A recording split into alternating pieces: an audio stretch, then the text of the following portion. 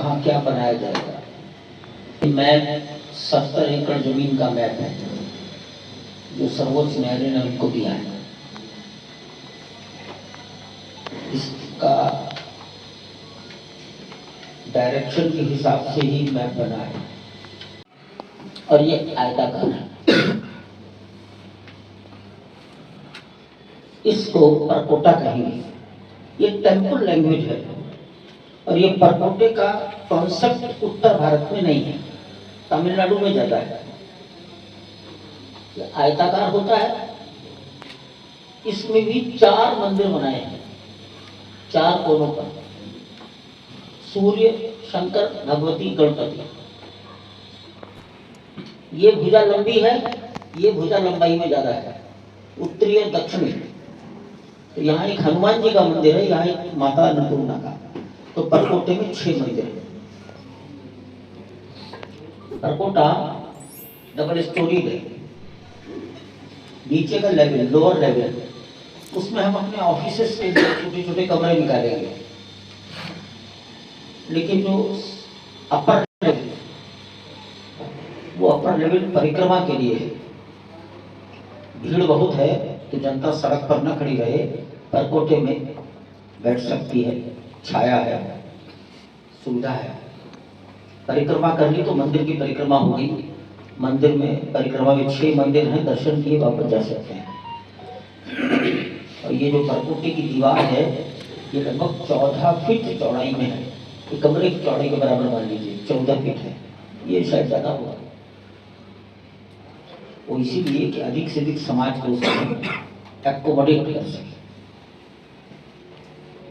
मंदिर की रचना परकोटे की इंजीनियरिंग कॉमन है, क्योंकि दोनों की आयु एक जैसी बनाई गई। दोनों ही ये कॉम्प्लेक्स मिलकर मंदिर हो गया। मंदिर के बाहर 7 मंदिर और बनाएंगे। 7। एक मंदिर महर्षि वाल्मीकि, दूसरा मंदिर महर्षि वशिष्ठ, तीसरा महर्षि विश्वामित्र और महर्षि अगस्त्य।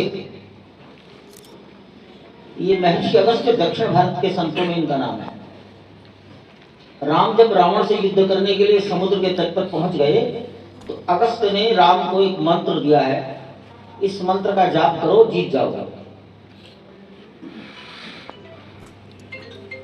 राम को वनवास हुआ तो गंगा पार करने के लिए उनको मल्लाह की जरूरत थी, तो निषाद राज का मंदिर बनेगा। निषाद एक राजा है, मल्लाह उनका समाज है, उनका एक राजा है। जंगल में एक बूढ़ी मां से भेंट हुई है, उसका नाम शबरी, मंदिर बनाएंगे। राम ने किसी पत्थर को स्पर्श किया, नारी आ गई, ऋषि पत्नी, गौतम ऋषि की पत्नी अहिल्या, मंदिर बनेगा। ये 7 मंदिर बनेंगे। वनवास काल में राम की अंतिम भेंट अगर किसी से हुई है तो जटायु है, जिस जटायु ने बिना किसी की प्रेरणा के, अंतः प्रेरणा के कारण सीता की रक्षा के लिए रावण से आकाश में युद्ध किया है। उस जटायु की स्थापना यहां कर दी गई है, जहां ये 25 नंबर लिखा है। जटायु, जटायु स्कल्पचर ये कर दी गई, हो चुका है। तो ये एक प्रकार का टेम्पल यहां तक आ गया है। अब हम आते हैं तीर्थ यात्रियों की सुविधा। पहली सुविधा है, यात्री आएगा, मोबाइल कहाँ रखेगा, जूता चप्पल छोटा पर्स बैग कहाँ रखेगा। तो यहाँ एक तीर्थ यात्री सुविधा केंद्र, पिलग्रिमेज फैसिलिटी सेंटर, इसका नंबर पड़ा है 1A, पिलग्रिमेज फैसिलिटी सेंटर। 25,000 यात्री अपना मोबाइल, जूता चप्पल, पर्स लॉकर में रख सकते हैं। सभी प्रकार की आवश्यक सुविधाएं होंगी, आराम, थकावट उतारो, पंखा है, पानी है, चिकित्सा की सुविधा होगी। ये जो बेसिक बातें हैं यहाँ रहेंगी। वॉशरूम रहेंगे। इधर भी 300 का ब्लॉक बनाया जा रहा है। 100 टॉयलेट, 100 स्नान गृह, urinals, open taps, wash basins, एक ब्लॉक पूरा रहेगा। इनका वेस्टेज उसको ट्रीट करने के लिए सीवर ट्रीटमेंट प्लांट 2 बनेंगे, एक इधर बन रहा है तो एक यहां बन रहा है। Sewer treatment plant according to their flow, उनका लेवल क्या है।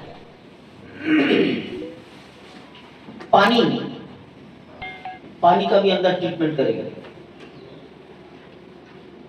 फायर ब्रिगेड के लिए पानी की जरूरत पड़ गई कभी इन फ्यूचर, यहां व्यवस्था की जा रही है।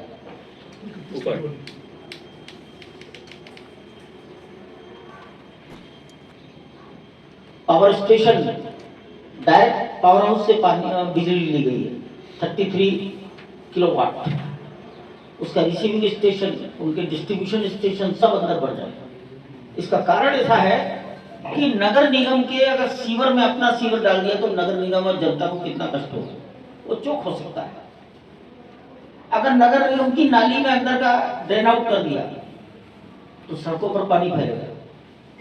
नगर निगम की तो मर्यादाएं हैं।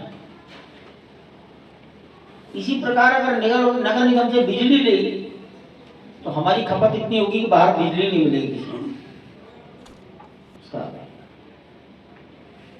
और घट जाएगा।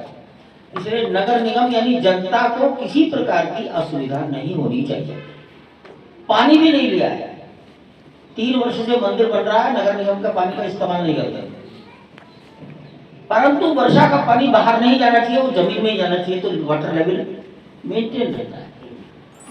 ये बात ध्यान रखी गई है। अपने में ये आत्मनिर्भर प्रोजेक्ट है, जीरो उसको कहेंगे डिस्चार्ज, जीरो डिस्चार्ज। बूढ़े वृद्धों के लिए, विकलांग दिव्यांगों के लिए तो ये लिफ्ट है, और यहाँ 2 रैंप हैं, एक इधर एक इस कोने पर, दोनों कोनों पर 2 रैंप बनाई गई, व्हील चेयर आसानी से जाएगा। परकोटे का एंट्रेंस इधर है, ये ईस्ट से यही मंदिर से प्रवेश होगा। गर्भगृह लास्ट में है, यहां से यहां तक ये लगभग 350 फीट होगा। ऐसी इस हमारे टेंपल की रचना है। ये 70 एकड़ में जितना हरा हरा दिख रहा है ये सब ओपन टू एयर है, यानी वहां हरियाली रहेगी। मैं कह सकता हूं 30% ही कंस्ट्रक्शन है। सड़क बन गई तो भी ओपन तो है, बिल्डिंग नहीं है। 70 एकड़ में से construction period maximum construction area 20 एकड़, 50 एकड़ केवल हरियाली, वृक्ष, इतने वृक्ष हैं 50 फैमिलीज के, मैंने तो कोई गिनती की नहीं है, फैमिलीज की गिनती की है घूम घूम कर, ये किसका पेड़ है, ये कौन सा पेड़ है, ये कौन सा पेड़ है। 50 फैमिलीज के कम से कम 600 पेड़ अंदर हुए, ये सब दिख रहा है। आप देखेंगे ये सब दिख रहा है। ये वृक्ष अर्थात पर्यावरण का पूरा पूरा ध्यान रखा गया। इस टेंपल कॉम्प्लेक्स में किसी प्रकार की बिक्री नहीं मिलेगी, इवन चाय भी नहीं मिलेगी। आज हमने चाय पिलाई तो 25 साल बाद मार्केट बन जाएगा, कॉलोनाइजेशन हो जाएगा 25 साल बाद। इसका विचार किया गया, सब कुछ बाहर। सभी लोगों को जो प्रवेश करना होगा इस पिलग्रिमेज फैसिलिटी सेक्टर के अंदर आकर ही करना होगा। सभी प्रकार के सिक्योरिटी चेक यहाँ हो जाएंगे। आपके पास कोई सामान है यहीं रख दीजिए, नंगे पैर जाना होगा। ऐसा ये लगभग हमारा टेंपल की रचना है। 70 एकड़ में कहाँ क्या बनेगा, लैंडस्केप प्लान लिखा हुआ है, बिल्डिंगों के नाम लिखे हैं। अभी प्रायोरिटीज तय की गई है, पहले क्या बनना चाहिए। कुछ चीजें ऐसी हैं जो 1 साल बाद सोचेंगे। आज उसकी आवश्यकता नहीं है। शेष आप आज जाएंगे, थोड़ा भी देर इसलिए भी करनी जरूरी है कि अब धूप निकली है, नहीं तो वहाँ तो आपको दिखाई ही नहीं देगा, इतना कोहरा है। तो देखो देरी करने का, अभी हेलीकॉप्टर बोला है, इसका मतलब सीएम आ रहे हैं, इसे मुझे भी जरा जल्दी जाना होगा। मैं इतना ही कहूँगा कि मंदिर की रचना का हर हिस्सा निर्णय करने के पहले ये विचार हुआ कि इसकी आयु 1000 साल से 100 साल तो नहीं है, इसलिए नो आयरन नो कंक्रीट। लोहा किसी भी बिल्डिंग में पड़ा, उस बिल्डिंग की आयु 100 साल है, और अगर लोहा नहीं पड़ा तो कंक्रीट की आयु 150 साल। कंक्रीट में सीमेंट की भी अपनी एक आयु है, सीमेंट कोई अनंत आयु का नहीं होता है। इसलिए यहाँ हर चीज को रॉक बनाने की कोशिश की गई है, चट्टान के रूप में बनाओ। चट्टान कैसे बनती है 200 साल के बाद, वो रचना तैयार है। और इस सब काम में IIT Delhi, IIT Guwahati, IIT Madras, NIT Surat, IIT Bombay, CBRI Roorkee, central building research institute, CBRI ने इसके भूकंप का अध्ययन किया है, और उस भूकंप का अध्ययन करके जो जो मॉडिफिकेशन हो सकते थे वो सब किए गए। टाटा, लार्सन टुब्रो के सीनियर रिटायर्ड इंजीनियर्स, और अंत में हैदराबाद की एक संस्था है एनजीआरआई, नेशनल जियो रिसर्च इंस्टीट्यूट, इतने लोगों ने, तकनीकी लोगों ने, उनके ज्वाइंट कलेक्टिव विजडम, उसका ये रचना है। देश में इससे बड़ा तो कोई टेक्निकल ब्रेन लाइन नहीं, और हमने प्रयास किया कल से फॉरेन इंटेलिजेंस आने चाहिए। होगा, अमेरिका को बहुत बुद्धि होगी, उसको अमेरिका में लागू करो। हमारे देश का भी कोई स्थान है, हम भी इस 21वीं शताब्दी में ऐसा कुछ बना सकते हैं, ये दुनिया को दिखाना है। पहले दिन से भारत। दूसरी बात, पत्थर राजस्थान का है, राजस्थान का भरतपुर जिला, राजस्थान का मकराना, गिरनाई तेलंगाना का है, कर्नाटक का है, कुछ स्टोन डस्ट आया है, ये मध्य प्रदेश से आया है, छतरपुर से। थर्मल पावर स्टेशन की राख आई है, वो ऊंचा हाथ से आई है। अन्य रचनाएं जितनी है कंक्रीट की, उसमें लोहा आया है।